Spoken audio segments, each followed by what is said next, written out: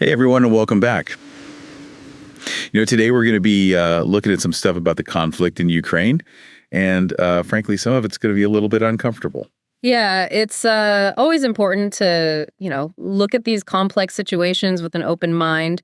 We're going to be diving into some information that might challenge some preconceived notions. So one of our listeners wrote in and made a really interesting point, Yeah. and that is instead of looking at month-to-month changes in territory control, we should be comparing year-over-year data, to account for things like weather and seasons and all of that. Yeah, and when you start looking at the data in that way, it really becomes a lot clearer.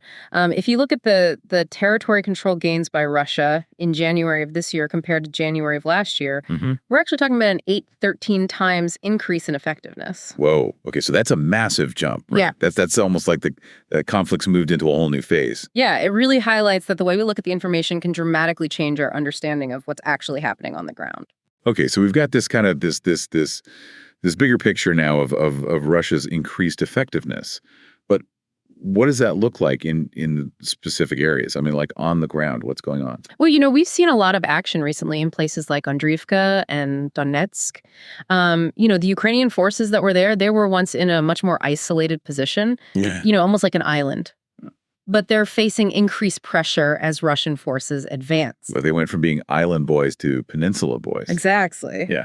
And if you look at the maps, you can see a clear pattern of Russian advancement in these areas. And it's putting these Ukrainian troops in a very challenging position. That's so interesting, though, because, we've been comparing maps from both pro-Ukrainian and pro-Russian sources. And, even the maps themselves paint different pictures of what's going on. Yeah. I mean, a map is never truly objective. The choices that are made about what to include, what to emphasize, or what to leave out can have a really big effect on how we perceive the situation. Yeah, it's a good reminder to always think critically about the information that we're consuming. Absolutely. Shifting gears a little bit, let's talk about Kursk. This has become a really important symbolic victory for Ukraine, and it could be a key bargaining chip in any future negotiations. But holding on to that territory, geographically, it seems like a nightmare, logistically. Oh, you're absolutely right. Supplying troops and evacuating wounded in that region is incredibly challenging. And we're seeing both sides increasingly relying on drones, missiles, rocket systems.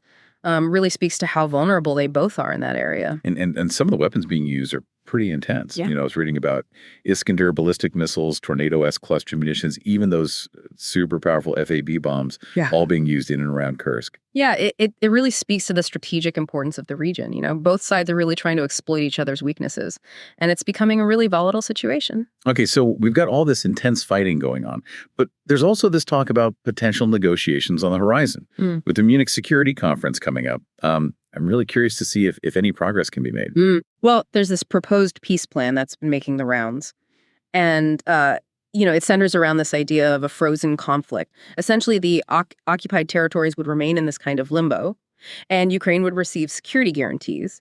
Now, there's also been this discussion about the U.S. getting access to Ukraine's mineral resources in exchange for continued support. Wait, hold on. Is Russia really just going to accept a frozen conflict after all this?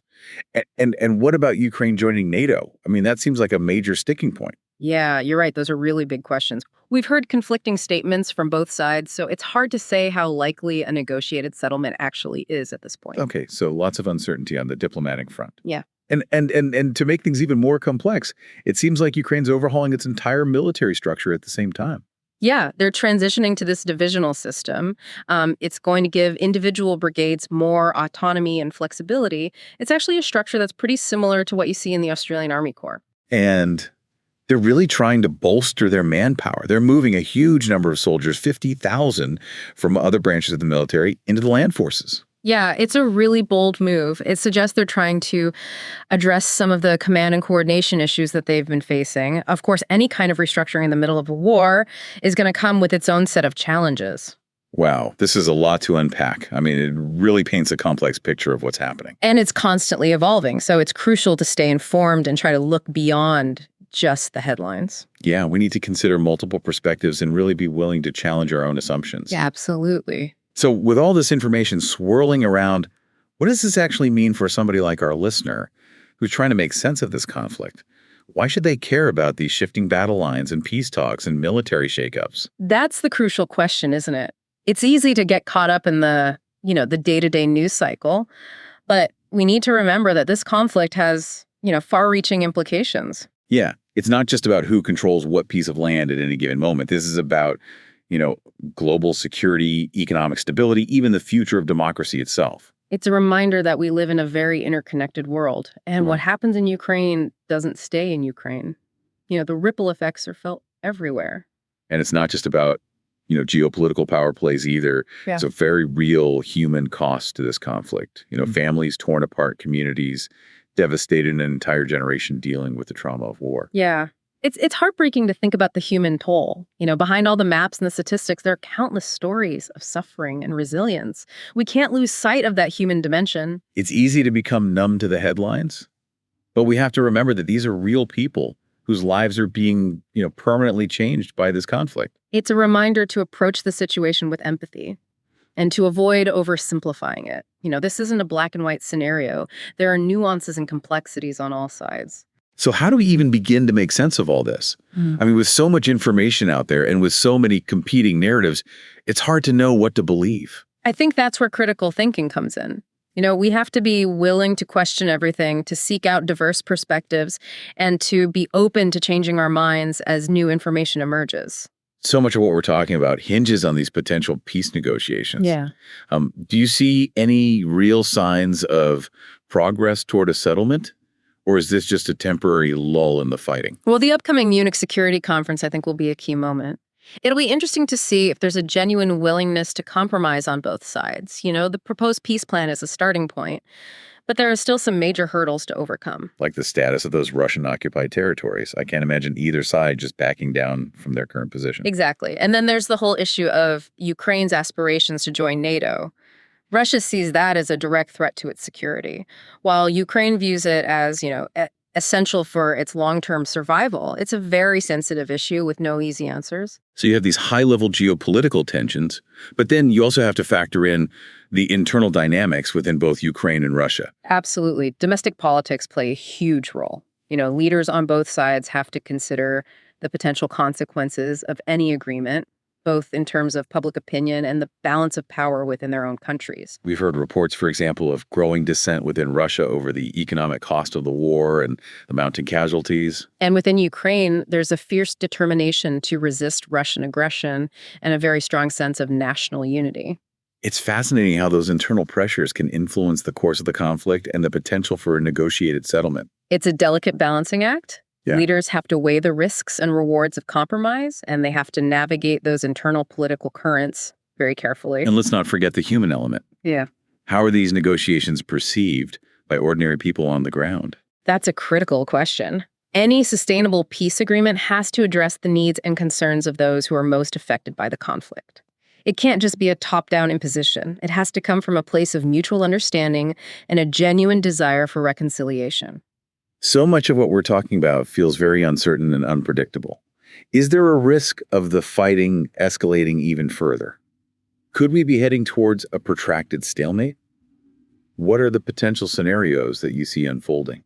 Well, it's impossible to predict the future with any certainty, but we can certainly identify some key trends and potential flashpoints to watch out for. Like that increased use of advanced weaponry around Kursk. That seems like a worrying sign.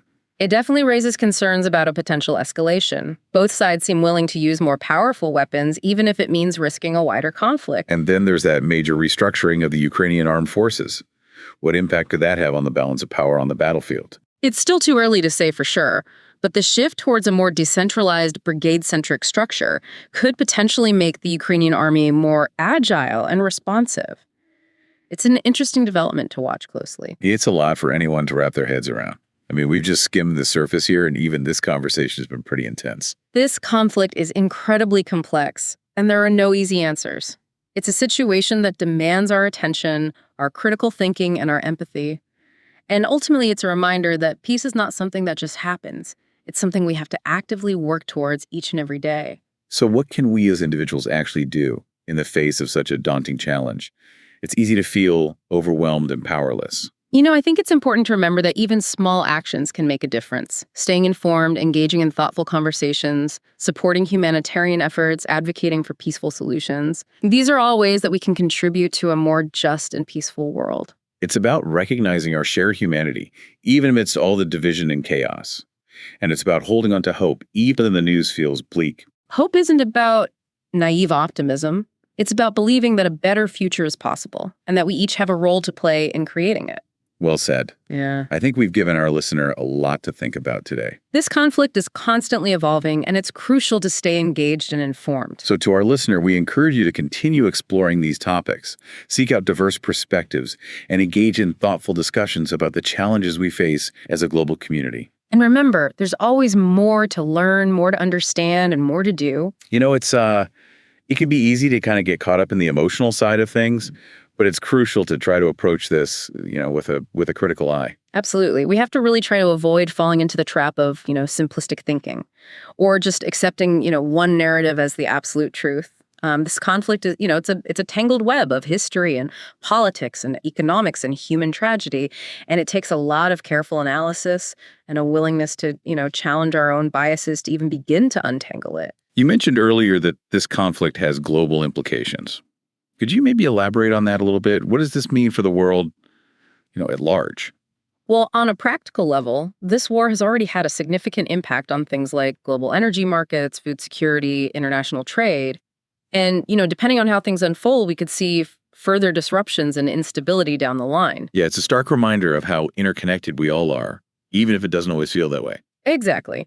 And beyond those immediate practical concerns, there's also this broader question of, what does this conflict tell us about the state of international relations? We're seeing this rise in authoritarianism and a weakening of democratic institutions in many parts of the world. It feels like we're at a crossroads almost. Is this, a sign of things to come? Are we moving towards a more fractured and conflict-ridden world? That's the big question, isn't it? I don't have a crystal ball. But I do think this conflict is kind of a wake-up call. It's a reminder that peace and stability are not guaranteed. There's something we have to constantly work towards. Yeah, it can feel overwhelming, though. Like, what can one person really do to make a difference in a situation like this? I think it starts with just being aware and informed. We have to educate ourselves about the complexities of the conflict, the different perspectives involved, the potential consequences of various actions. It's about looking beyond the headlines and, really digging deeper. Right. Exactly. And from there, we can start to find ways to get involved, whether it's supporting humanitarian efforts, advocating for peaceful resolutions, or even just having, thoughtful conversations with our friends and family. It's about being active citizens, not just passive observers. Precisely. Every little bit helps, and collective action can have a real impact. Well, I think we've covered a lot of ground today. It's clear that the situation in Ukraine is incredibly complex and ever-evolving. It's a conflict that demands our attention, our critical thinking, and our compassion. And, it's a reminder that peace is a fragile thing that requires constant effort and vigilance. So to our listener, we encourage you to continue exploring these topics, to seek out diverse perspectives, and to engage in, thoughtful conversations about the challenges that we face as a global community. And remember, there's always more to learn, more to understand, and more to do. And if you're looking for a way to stay informed, we encourage you to subscribe to our podcast, available on Spotify, Apple Podcasts, and YouTube. We are here to make things clear. We are here to make things clear.